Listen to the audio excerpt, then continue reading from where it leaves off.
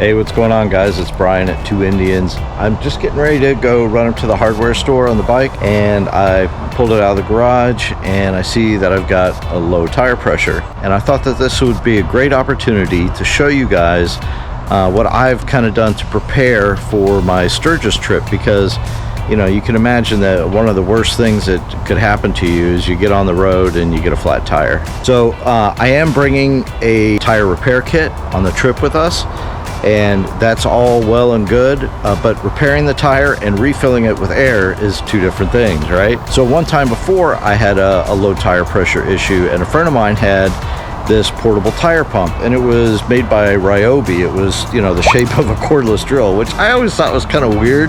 You know, why would you make a tire pump the shape of a cordless drill? Aside from the fact that, yes, it's already got a motor built into it and it's battery powered. But I thought, you know what, there's got to be something smaller because it's really big. You know, it's like a cordless drill. So I looked and I researched, and I found the perfect solution because it solves 2 or 3 different problems actually. Here, let me show you.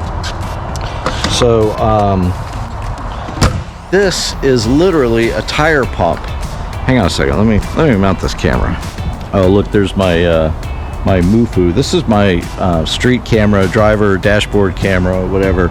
I did a review on this. It works great right up here. Here, I'll put a link to it, to the video right up here. But anyway, hang on a second.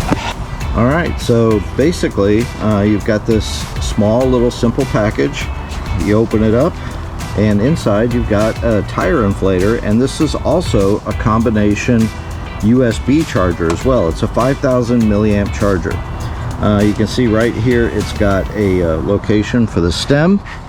That's super easy to just screw on here like this. And these are the charging ports. This is the charging port here, and then this is your spare USB output to charge an auxiliary device. It's also got a flashlight on the front. I'll show you that in a second. But basically, you just power it up here like so, turning it on. And you see you've got a display here. Right now it's set to cars, vehicles, so let's change that. So that's for bicycles, and now we're here for motorcycle. And as you can see, it's set up to inflate your tire to 42.5. Now you can raise or lower that with the plus or minus button here. This is my front tire, so it only needs to be, I think, at 36 pounds. So I'm going to drop that down here to 36, and gonna go ahead and put this on here.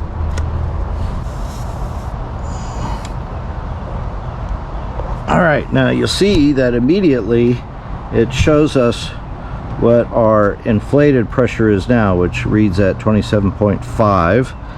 And so in order to inflate, you just hit the button there, and it's going to start pumping it up. It's not too loud, but look how quick it goes from 27.5 to 30, 30 and a half, 31. So we're just going to let this run for a minute.